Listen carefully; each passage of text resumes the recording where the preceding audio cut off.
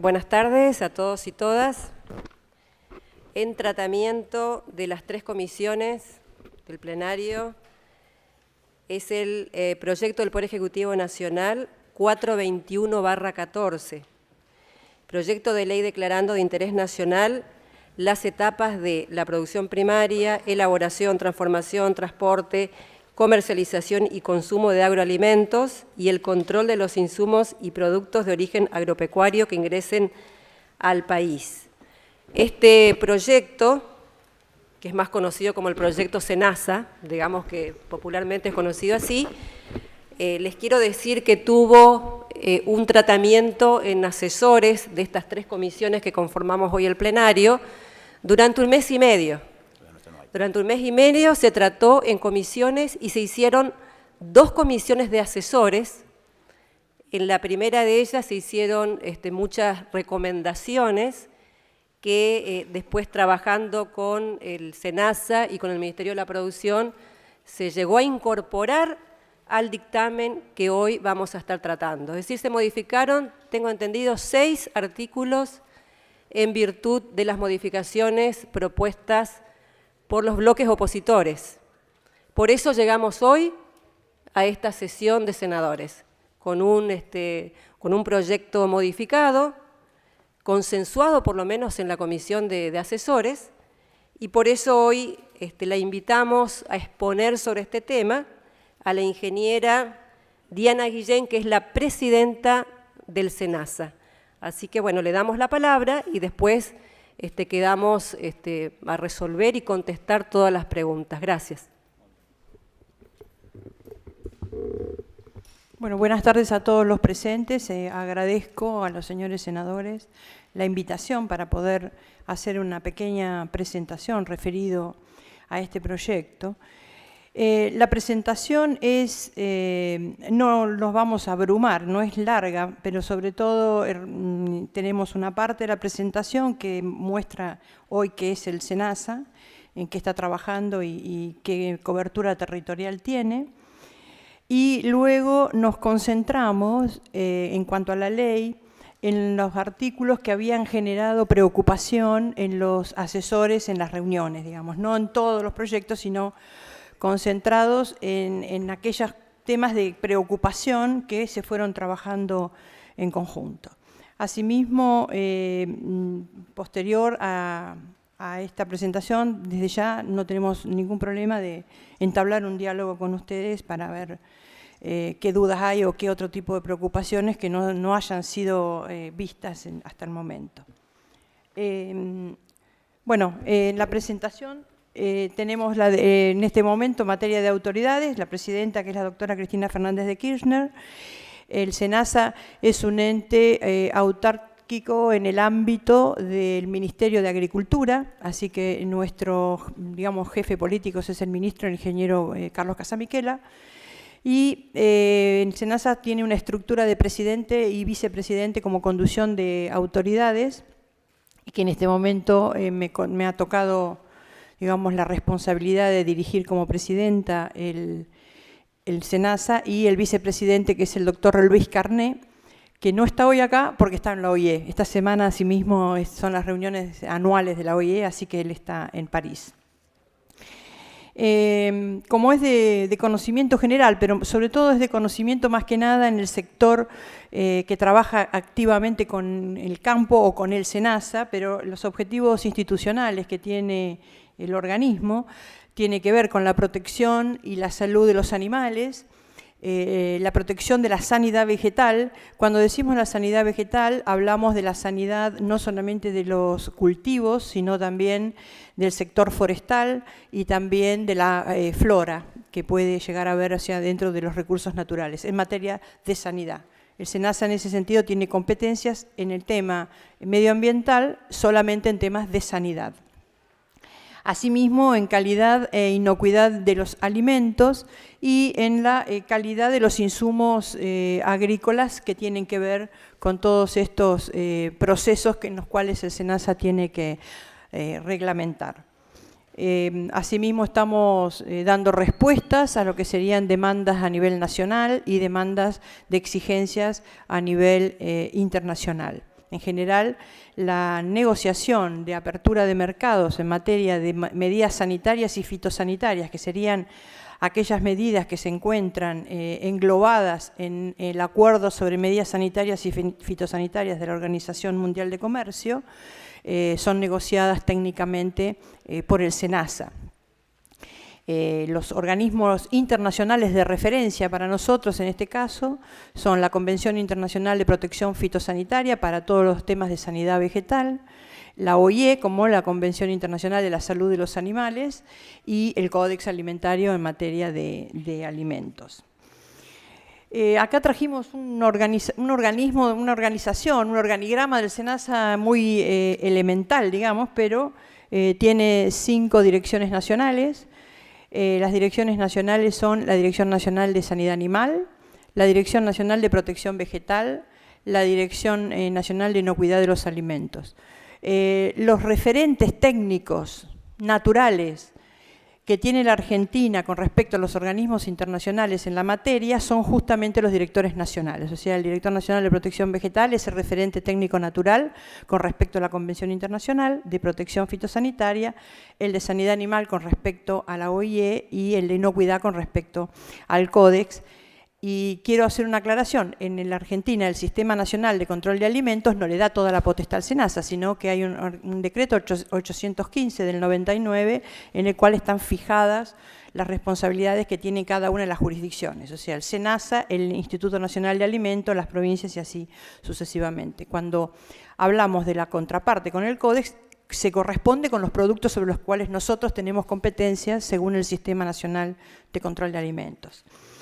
Estas 3 direcciones nacionales son las que nosotros llamamos sustantivas, porque serían los temas sustantivos que tiene sanidad animal. También tenemos una Dirección Nacional de Administración y una Dirección Nacional de Productos Farmacoveterinarios y Agroquímicos, y una Dirección General de Laboratorios. Con el SENASA tiene en sus laboratorios referencias internacionales en materia de varias enfermedades, alrededor de 6 referencias internacionales de la OIE están, son técnicos o profesionales de los laboratorios del SENASA. Y luego hay una serie, digamos, de coordinaciones que están dependiendo de la unidad de presidencia porque son en realidad horizontales y abarcan a todas las direcciones. O sea, por ejemplo, el control de internacionales depende de presidencia porque el tema internacionales tiene que ver con casi todas las áreas que trabajan de alguna manera técnicamente. Así que, digamos, aquellos temas que son temas horizontales a toda la problemática y a las incumbencias del SENASA, están en coordinaciones que dependen de la presidencia. Tenemos 15 regionales, 15 centros regionales en todo el país. Tenemos, en este caso, empezando por el NOA, tenemos NOA Norte, que sería Jujuy, Salta y Jujuy. NOA Sur, que es Tucumán, Santiago y La Rioja. Después tenemos Chaco Formosa, que es otra regional. Tenemos Corrientes, Misiones, es otra regional. Entre Ríos está como regional en sí misma, sola. Santa Fe está dividida en 2, en Santa Fe Norte y Santa Fe Sur. Córdoba es una regional. Buenos Aires tiene una división en 3 regionales, que tiene que ver con Buenos Aires Norte, Buenos Aires Sur y Metropolitana. Cuyo abarca, no Nuevo Cuyo, sino solamente Cuyo, sería San Juan, Mendoza y Catamarca, no, La Rioja, Catamarca está en NOA Norte, perdón. Y La Pampa San Luis es otra regional, y después Patagonia está dividida en Patagonia Norte y Patagonia Sur. Las divisiones se hicieron básicamente teniendo en cuenta la cantidad de establecimientos que tienen que estar bajo control del SENASA. Por ejemplo, Metropolitana está sola, abarcaría la región que está de manera interior de la Ruta 6 por la cantidad de establecimientos que tienen que ser controlados. Y Santa Fe está dividida en 2 porque tenemos una realidad agroecológica y de productiva en el norte y otra realidad agroproductiva en el sur, entonces se fueron haciendo, digamos, las regionales, negociando con las provincias. Las provincias actuaron mucho con el SENASA a medida que se fueron estableciendo todas estas regionales. Para tener una idea en materia de recursos humanos, tenemos más de 5.500 personas, estamos llegando alrededor de las 6.000 personas, pero Lo quise traer porque en realidad lo que me interesaba que ustedes vieran es la división que tenemos de personal. Tenemos un 43% de personal es técnico o paratécnico, o sea, cumple funciones sin ser profesional, pero de temas técnicos, un 40% de profesionales y el resto entre administrativos, asistentes y servicios generales. O sea que tenemos un muy fuerte peso de los temas técnicos en materia del personal que ha sido incorporado al SENASA. Con respecto al fortalecimiento institucional, para nosotros es importante la ley, porque tuvimos alguna discusión si hay un decreto, para qué quieren una ley, etcétera, etcétera. Pero, digamos, el mundo en este momento, de la mano de la FAO, está yendo hacia lo que se llaman nuevas políticas agroalimentarias, nuevos criterios en materia de políticas agroalimentarias. Los controles que se exigen, sobre todo el alimento, cada vez son más complejos y de mayor cantidad, y por eso los países han ido organizando sistemas de control en red, que es lo que nosotros estamos proponiendo y que las leyes que están sancionadas en este momento, los decretos, no tenía esta posibilidad de generar este tipo de control en red. En materia de fortalecimiento, después si quiere abundo un poco más en esto porque viene después, que era una preocupación importante de los asesores. Bueno, la primera parte de la Declaración de Interés Nacional de las Incumbencias, lo que hay en este párrafo es todas las incumbencias, ustedes lo pueden leer, es la incumbencia del SENASA. Pero incluimos por primera vez digamos, en las normas que rigen al SENASA la posibilidad de declarar de orden pública la normativa aplicable por el SENASA. Y que tiene que ver con el artículo 3, que es el que vamos a ver en la siguiente, que es empezar por establecer la responsabilidad primaria de la manipulación. ¿Dónde está? En realidad la responsabilidad primaria de la cría de animales o la cría de vegetales o la manipulación de alimentos está en quien cría y en quien manipula o transporta o pone a la venta los animales. Para nosotros esto es importante porque, digamos, el planteo, justamente, donde ustedes ven el siguiente punto, que dice redefinir el rol de las autoridades de control, está basado en la idea de que los nuevos modelos van hacia los que se llaman control de procesos y no control de productos. A ver, ¿qué significa eso? SENASA sí seguiría trabajando con un viejo sistema como el que tenemos hasta este momento en materia, digamos, de controles o de fiscalización. Estamos hablando de un SENASA que a medida que van apareciendo las nuevas responsabilidades que se exigen a nivel internacional o las nuevas responsabilidades que tenemos a nivel nacional, tendríamos que estar pensando en un SENASA que tal vez duplique el número de funcionarios, con lo cual, digamos, en realidad lo que estamos, todos los países están yendo hacia lo que se llama un control de procesos. El Estado fija las normas que han sido declaradas de orden público, quienes trabajan en el marco de esas normas es responsable primario de lo que hace y de cómo aplica las normas. El Estado lo que tiene que hacer es controlar fuertemente esos procesos. Eso nosotros pensamos que mejora básicamente y de alguna manera el uso de recursos y a la vez aumenta el nivel de seguridades que se le puede dar a la población, ya sea por una sanidad de un animal como por la manipulación de un alimento.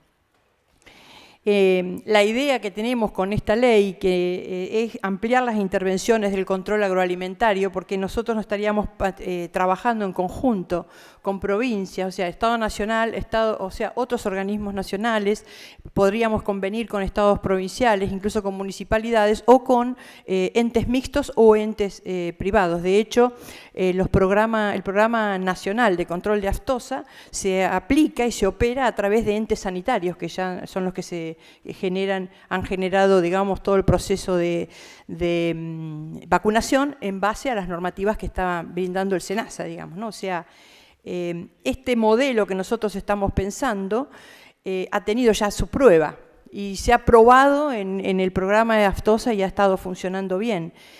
Sin embargo, nosotros tenemos otros programas de otras áreas del SENASA, con incumbencia del SENASA, que los modelos no están funcionando así y estamos pensando que entraríamos todo a un modelo de este tipo, con algunas cosas que tiene que hacer el SENASA, otras que tienen que hacer las provincias, las municipalidades, el sector privado, o sea, la cadena completa interviniendo como en forma de una red. Y eso es lo que está pensado. La idea acá no es de ninguna manera ni tercerizar ni privatizar los controles que tiene que hacer el Estado. Es armar una red más amplia, sumar a los procesos de control mayor capacidad de acción, incorporando, digamos, todos estos otros niveles que de alguna manera hoy están actuando de diferente forma en el sector de los controles de alimentos. La organización, lo que estamos pensando es que la organización, el control y la supervisión de todo este sistema está a cargo del SENASA, porque las responsabilidades primarias son del SENASA y el SENASA en realidad no está delegando sus responsabilidades, sino lo que está haciendo es sumar actores al trabajo que se debe hacer. Por eso dice justamente que se pueden ser a efectos de realizar convenios con gobiernos provinciales que adhieran al sistema u otros organismos públicos nacionales, provinciales o municipales, así como el sector privado. Por ejemplo, el caso de los entes de vacunación de aftosa claramente es el sector privado trabajando en un programa de aftosa que está fijado con las fechas de vacunación, los sistemas de vacunación, cómo se debe hacer en el marco del SENASA.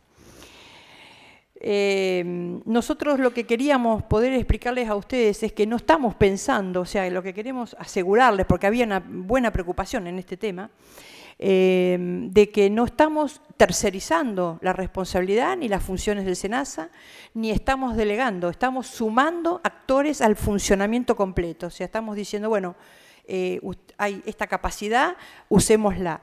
Tal es así que, digamos, bueno, esta era la última, pero les quería aclarar algunas cosas más. Por ejemplo, la idea es que a veces, en algún momento, se ha delegado alguna función sin chequear si quien recibía la función tenía la capacidad para ejecutar la función. Entonces eso es un ordenamiento, porque no se puede pedir o sumar a este proceso a aquellos organismos públicos o privados que no tengan la capacidad de ejecutarlo. O sea, de la misma manera hay un punto que está fijado en la ley, es que ante la aparición de una emergencia sanitaria declarada de acuerdo a cómo se declara una emergencia sanitaria, o sea que va a haber resoluciones y normas claramente que expliquen la aparición de la emergencia y digan cuál es la emergencia sanitaria, todos los entes sanitarios deben pasar a actuar según le dice el SENASA cómo deben actuar, y mientras, digamos, la emergencia sanitaria dure, la supervisión del SENASA es mucho más estricta para que se cumplan y se vaya eliminando el tema de esta emergencia sanitaria. Nosotros pensamos que este es un enfoque diferente, es modernizar las maneras de controlar que tiene que tener el Estado para asegurarle a la población y a los productores la inocuidad y la calidad de los productos que se les están ofreciendo, pero es un cambio importante sobre lo que nosotros tenemos hasta ahora, que son modelos de la década del 60, modelos de la década del 50, del siglo pasado, si se quiere. Entonces es modernizar según los nuevos modelos de los nuevos criterios de políticas agroalimentarias sin que el Estado pierda la capacidad y dándole lugar a todos los actores de la cadena para que participen de este sistema. Esto era muy corto lo que yo les quería presentar, sobre todo sobre los temas que había habido mucha preocupación por parte de los asesores de los senadores, y quedo abierta a cualquier pregunta. Gracias. Gracias, ingeniera. ¿Alguna pregunta de los señores senadores? Sí, senadora Fiore. Sí, muchas gracias. ¿Qué tal? Buenas tardes. Bueno, la verdad que me pareció muy interesante el proyecto que trae SENASA para el tratamiento en este Senado. Sin embargo, hay una parte que me gustaría consultarle, que tiene que ver con el tema de las sanciones.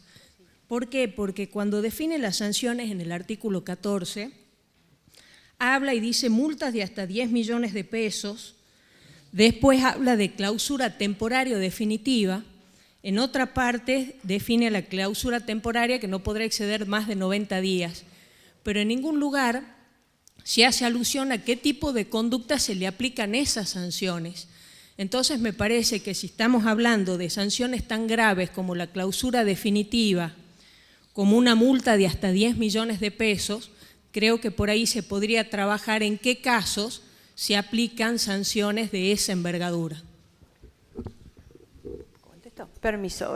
Bueno, gracias por la pregunta porque eso no se me había ocurrido plantearlo, pero viene bien. ¿Por qué nosotros discutimos bastante si poníamos hasta 10 millones de pesos? Lo que pasa es que el SENASA registra agroquímicos y registra fármacos veterinarios. Y un problema de una empresa que esté fabricando agroquímicos y que produzca un daño medioambiental muy importante, digamos, tiene que tener una multa acorde a lo que está haciendo, digamos, ¿no? Porque en realidad no es una multa que se vaya a aplicar a un productor, estamos hablando de empresas que están manipulando a lo mejor productos que pueden generar un impacto nocivo muy importante sobre la población o sobre el medio ambiente. Por eso pusimos 10 millones, pero por eso dice hasta 10 millones, porque lo que hacemos nosotros en realidad internamente es tipificar, de acuerdo a la gravedad de lo que ocurre, es tipificar la multa, digamos. ¿Qué significa digamos, la suspensión transitoria o definitiva? Cuando un inspector llega a una planta que está, vamos a suponer que estamos en una planta de manipulación de alimentos y encontramos algo que puede correr riesgo a la población en materia de salud, nosotros lo que hacemos es suspenderla transitoriamente. Ahora, depende de la gravedad, podríamos nosotros estar dándola de baja de nuestro registro, si la gravedad de cómo está funcionando no arregla, si la empresa no se pone en línea para no hacer correr riesgo a la población a través de sus alimentos, corresponde, digamos, a partir... ¿Por qué pusimos los 90 días? Porque si no, tenemos suspensiones transitorias de por vida. Y no es justo para el empresario, digamos. O sea, el SENASA en 90 días tiene que resolver qué va a hacer, si es verdaderamente transitoria y si se resuelve el problema básicamente el problema de inocuidad de los alimentos para la población, o si lo voy a dar de baja, hará su arreglo y después lo volveré a subir. Pero por eso fue que pusimos las dos instancias. Sí, senadora. Perdón, la senadora Elías, ¿pero está bien? Bueno, vamos por orden.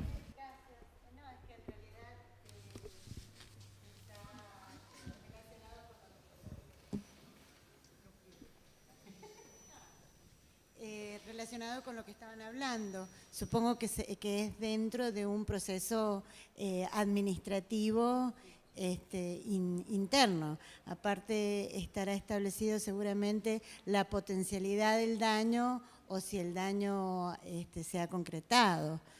Me parece que es importante el punto que no está establecido. Gracias. A ver, procedimiento para aplicar una multa, un cerrar o lo que fuere, tiene que ver con la Ley de Procedimientos Administrativos y el debido respeto a la posibilidad de que quien va a ser culpado se cumplan todos los procedimientos que corresponden jurídicamente, digamos. Tenemos un procedimiento, usamos el procedimiento que corresponde, digamos.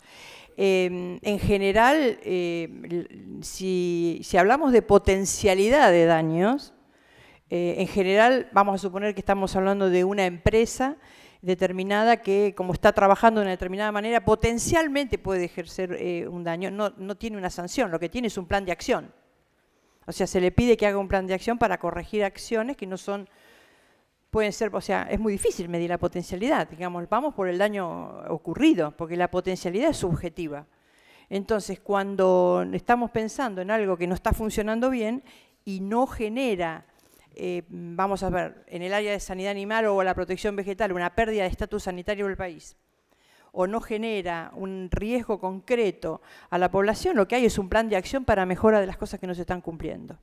Ahora, si el daño ya está ejecutado, entonces ahí sí recién es cuando estaríamos aplicando la normativa.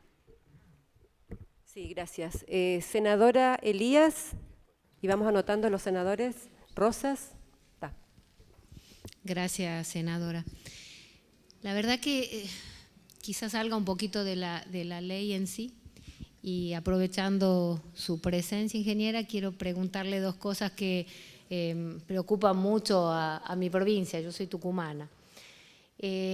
A mí me parece bien cuando usted habla de que ahora quieren ver el proceso, porque creo que en muchos casos se han privatizado, después se ha estatizado algunos controles y han resultado malos. Me parece bien el tema de ir a controlar ahora el proceso.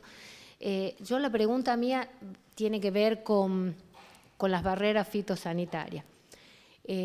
Quienes hacen limón cultura en mi provincia, viven cada vez que se reúnen con nosotros quejándose del tema de las barreras fitosanitarias y del HLB, creo que, de Brasil, que los tiene desesperados, asustados, y permanentemente hablan de que no tienen la participación necesaria quienes se dedican a la actividad para colaborar y que están dispuestos a hacerlo, y que hay 12 barreras fitosanitarias que funcionan más o menos, que habría que mejorarlas, y 2 más que según ellos faltan. Entonces, en cuanto a este tema fundamental, ingeniera, quisiera que me cuente un poquito en qué instancias estamos y si con esto también va a ayudar a que ustedes puedan ir adelante. Sí, adelante. Bueno, es cierto que, digamos, el tema de las barreras ha ido y ha venido. En diciembre del año pasado el Estado Nacional decidió tomar de nuevo y recuperar las funciones sobre la barrera patagónica, el sistema cuarentenario patagónico. Yo estuve reunido con los empresarios de limones y dijimos, bueno, dennos tiempo para ordenar la barrera patagónica, pues después vamos por la barrera de Afinoa.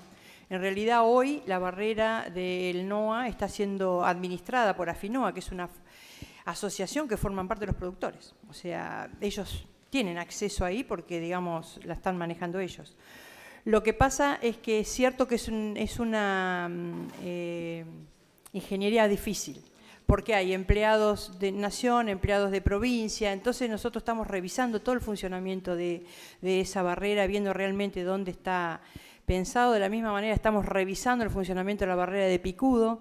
Estamos pensando que el esfuerzo de poner una barrera es extremadamente alto y costoso para los estados, entonces las barreras tienen que ser integrales. No puede ser que haya una barrera que mira HLB y no mira más nada, y en realidad debería ser integral. Entonces estamos pensando en avanzar en ese tipo.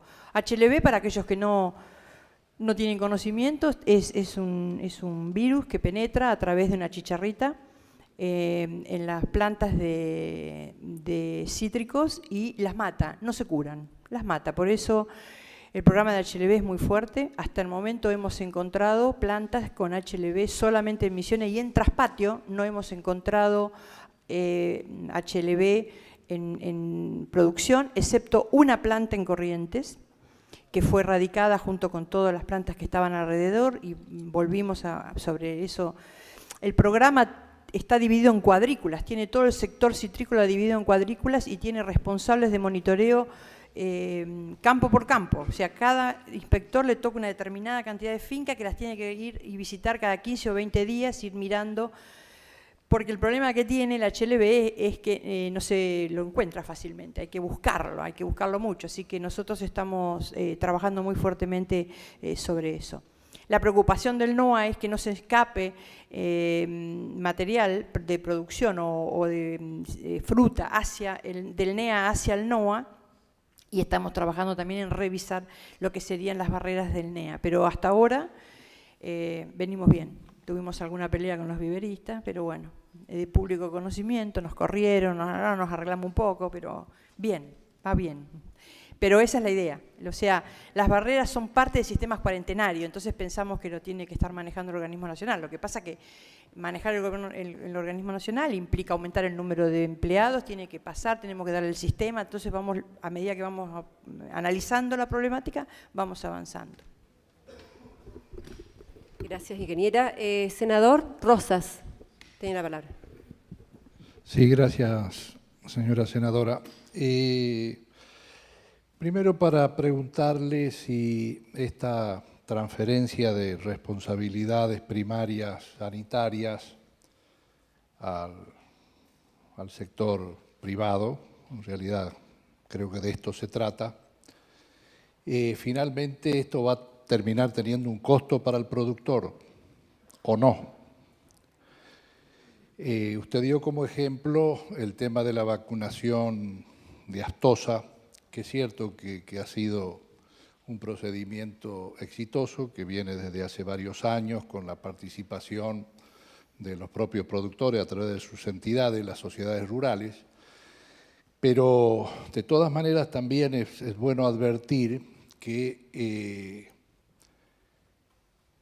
habría que tratar de uniformar en todo el país, y depende de las regiones, el valor de la vacuna antiaftosa, porque depende de dónde se tenga el establecimiento agropecuario. En un lado la vacuna vale 10 pesos, en el otro vale 12, en el otro vale 17. Está bien, usted me podrá decir, bueno, es una responsabilidad de la propia organización que nuclea a los productores ganaderos, que esto es verdad también, pero no creo que el SENASA pueda desentenderse contestando de esta manera. Me parece que siempre, lamentablemente, bueno, como pasa en todos los órdenes de la vida, siempre el de más abajo termina pagando los platos rotos de los demás. Y en el caso del campo pasa lo mismo con los productores. Las entidades son, por supuesto que son valiosísimas, son entidades intermedias, nadie le va a discutir su valor en la producción argentina, pero de todas maneras, al momento de pagar la vacuna antiaftosa, el que paga los platos rotos es el productor. Entonces, mi preocupación es si este traslado de responsabilidades finalmente no va a ocurrir lo que ocurre siempre, que termina pagando los platos rotos el productor. Segunda pregunta es, en esta ley que han enviado el Poder Ejecutivo, dice, declárase de interés nacional, bueno, la sanidad animal, vegetal y la prevención y monitoreo y control. Digo, antes no era de interés nacional, debe haber sido siempre de interés. Bueno, y la tercera pregunta, no pregunta, sino interrogante, preocupación, es que no haya en el tema de las sanciones un esquema lo suficientemente claro como para que no haya grandes preocupaciones con qué puede pasar con aquellos que lógicamente deben ser sancionados y bien sancionados. Y el tema del monto, no es que me preocupe los 10 millones de pesos, porque depende del daño causado, también puede ser muy poquito 10 millones de pesos en alguna circunstancia, porque el SENASA, digamos, tiene un manejo del tema de agroquímicos y de otros factores que pueden terminar siendo mínimos, los esquemas sancionatorios. Digo que me parece que en vez de un monto determinado habría que poner algún sistema que garantice que depende de la gravedad de la pena cometida, bueno, en consecuencia tendrá el SENASA esas facultades, porque repito, inicialmente 10 millones parece mucho, pero en función a veces del daño causado, 10 millones de pesos es muy poca plata, depende de lo que se haga. Estas son las tres preocupaciones, llamémosles, que tengo personalmente. Bueno, a ver, vamos con la primera. Nosotros no le estamos trasladando nuestra responsabilidad al sector privado, le estamos diciendo, usted es responsable de lo que hace en su producción o en su manipulación de alimentos. Eso es lo que estamos diciendo. La responsabilidad del Estado es controlar los procesos y certificar las exportaciones, la inocuidad o el tránsito federal, el consumo interno.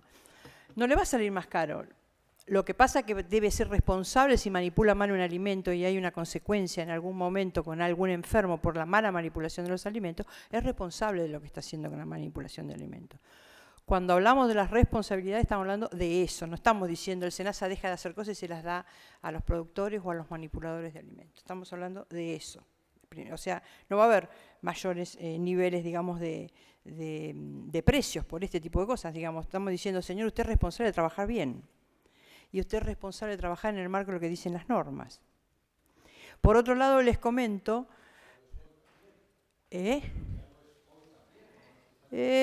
sí.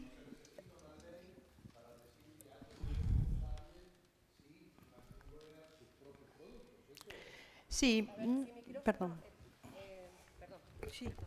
Ingeniera, use por favor el micrófono, senador, por la versión taquigráfica. ¿Quiere incorporar otra pregunta o le contesta a la ingeniera y usted después repregunta? Perfecto. No, está bien, no se preocupe.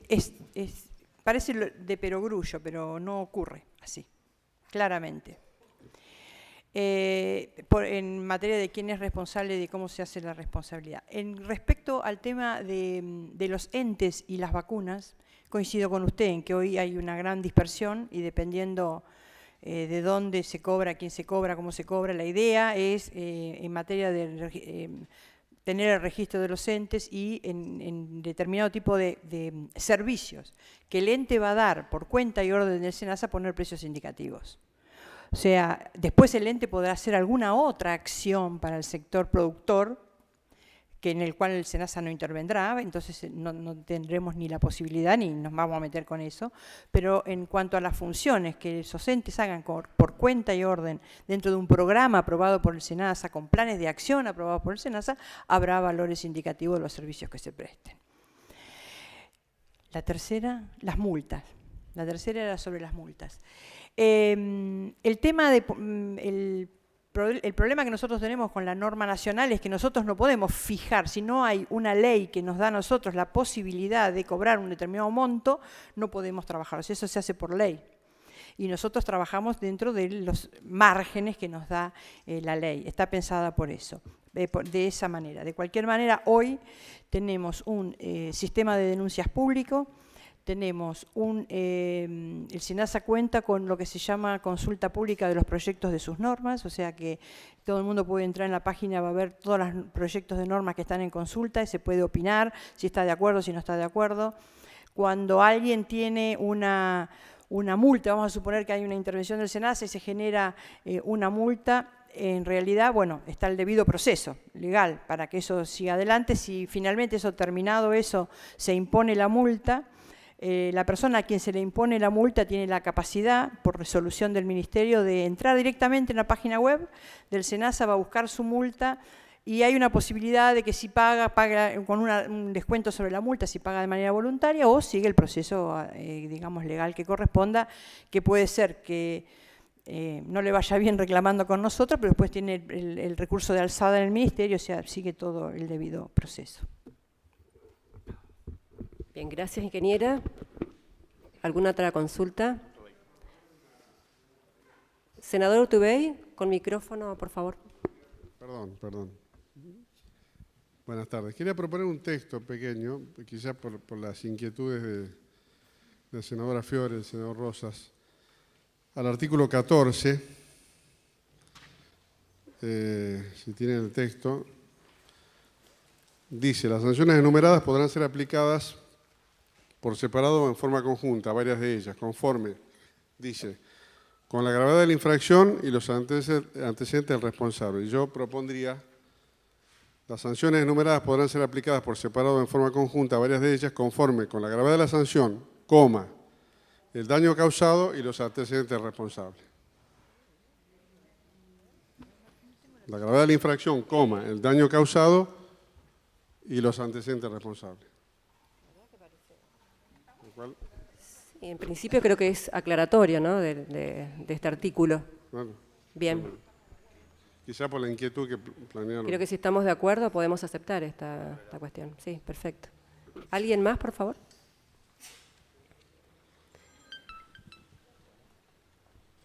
Sí, senadora.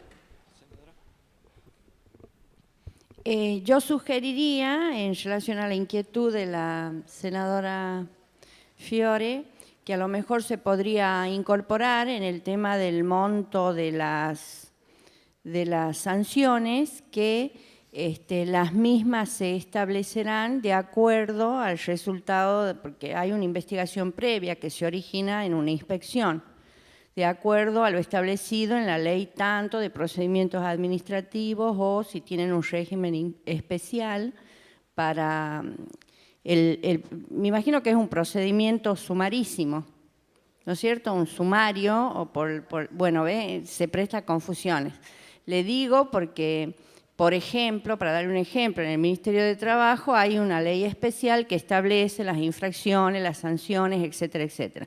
Si es en el marco de la Ley de Procedimientos Administrativos, por ahí sería bueno incorporar en el artículo que de acuerdo a tal procedimiento, a tal ley, se aplica la sanción. Es una sugerencia.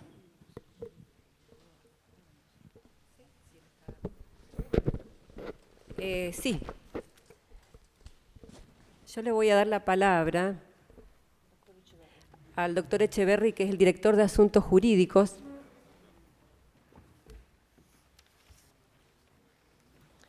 Del SENASA, por supuesto, para que pueda contestar estas dos cuestiones que se han suscitado fundamentalmente con el artículo 14.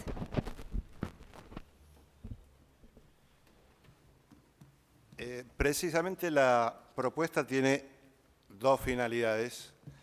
La primera, que como se advierte, es decir, hay varios regímenes, para que tenga una idea más o menos, el régimen consolidado de la normativa de SENASA son 1.500 normas.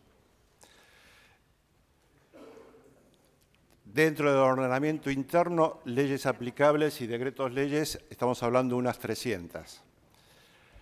Muchas, por ejemplo, una de las más conocidas, la 1884 de aplicación del Código Alimentario, la ley de brucelosis, la ley de Astosa, prevén regímenes específicos de aplicación de sanciones, monto de sanciones, instancias de aplicación de sanciones y régimen recursivo de las sanciones.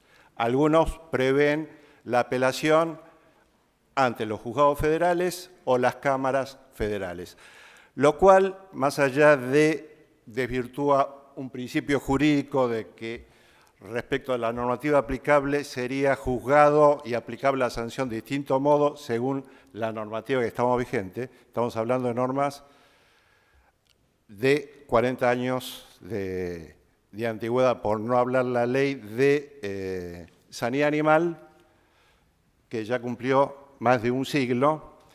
Y contestando una pregunta, la finalidad de interés nacional es distinta, porque todos esos regímenes, por ejemplo, la ley de sanitaria animal, en realidad lo que protege es el patrimonio ganadero. ¿Estamos de acuerdo?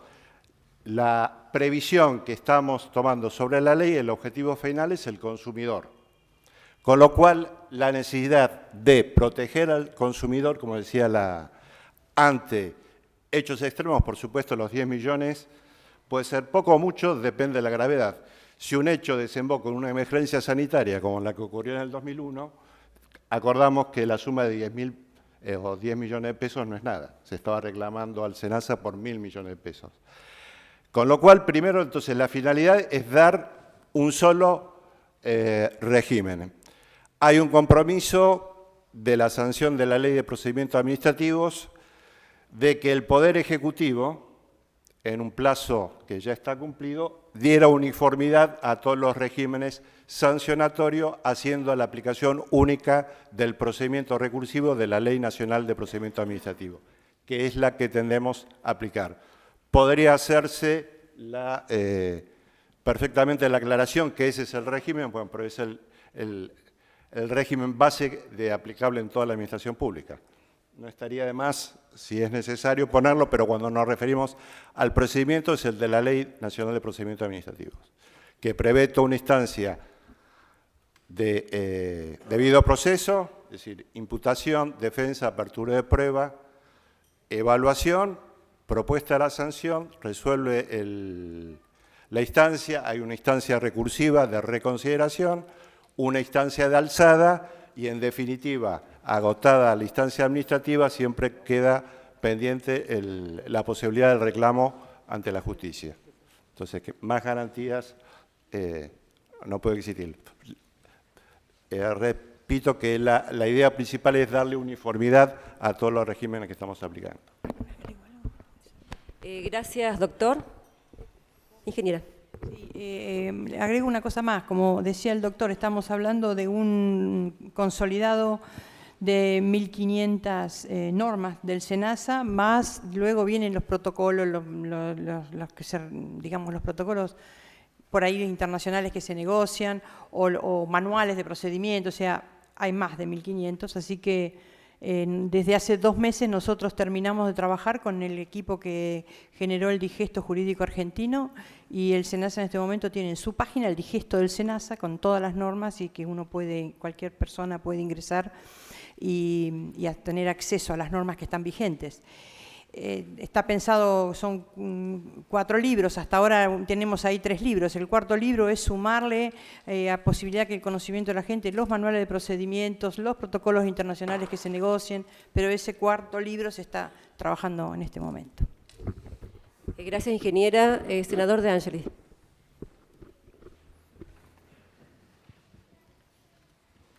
Sí, gracias, senadora. Sí, ingeniera, una pregunta, no con respecto a Entre Ríos, porque Entre Ríos tenemos prácticamente una fundación que acuerda los precios de la vacuna antiastosa en asamblea pública, es solidaria, porque en caso del senador el senador Rosa, que dice que distintos precios, en Entre Ríos paga el que tiene 10 vacas, el que paga 10.000, que tiene 10.000 vacas paga el mismo precio y están obligados a inocular. Pero la pregunta de los que están ahí, que por ahí no pueden hacerla ellos directamente, es en otros lugares, me pidieron que transmita, donde es mucho más grande el distrito y hay distintos precios de vacunas, si el SENASA realmente va a poner un precio orientativo para que sea así lo más solidaria posible y lo más se pueda, que sea solidaria en el precio, porque si no pasa lo que decía el senador Rosa acá. Así que si me puede contestar esa pregunta por inquietud de la... Gracias. Bueno, la idea es, cuando hablamos de entes sanitarios, no solamente vamos a hablar de los entes sanitarios de aftosa y otras enfermedades que se han ido avanzando en programas, aquellos de garrapata, por ejemplo, en Entre Ríos, o en Corrientes, brucelosis, etcétera. Esto también está incluyendo los programas sanitarios vegetales, ¿no? O sea que hoy están trabajándose con administradoras. Las administradoras en realidad se tendrán que transformar como entes sanitarios, no como administradoras. En ese contexto estamos pensando en los entes sanitarios que formarían esta red, desde lo privado, porque también vamos a tener la posibilidad de trabajar con provincias y con municipios, y son servicios del SENASA, o sea, son servicios que se le dan a los productores por cuenta y orden del SENASA, se vacuna. Entonces la idea es que haya precios indicativos y con conocimiento público de los productores. Perdón, ¿puedo aclararlo? Sí, sí. A ver. Perdón, es justamente el espíritu del artículo 9 de la ley. Como sumamos entes de distintas naturalezas y con distintos regímenes, el sentido de la ley es uniformar. Precisamente el artículo 9, ese es el alcance. Dice, la aprobación de los programas nacionales o provinciales sanitarios o fitosanitarios de ejecución regional o provincial implicará para los entes sanitarios la obligación de respetar los valores arancelarios que se establezcan para las prestaciones a su cargo. Ese es el sentido precisamente que tiene la ley, respondiendo también la pregunta del senador. Si el precio es fijo o orientativo, es otro tema. Es decir, cada zona tiene sus particularidades y puede haber que en determinada zona la prestación tenga algún tipo de variante. Pero bueno, ese es el sentido del artículo 9, es decir, que las prestaciones, que no se...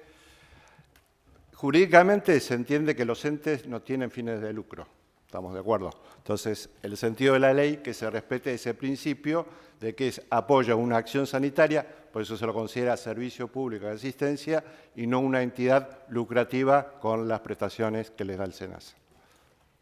Gracias, doctor. ¿Alguna otra consulta de los señores senadores?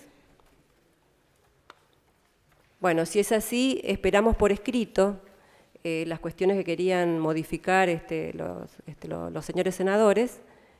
Lo aceptamos en la comisión, vamos a analizarlo. Y bueno, si no hay más consultas, despedimos a la presidenta del SENASA, le agradecemos su presencia, también al doctor Echeverri. Y bueno, creo que fue una exposición muy buena, creo que aclaró también las cuestiones de este proyecto de ley.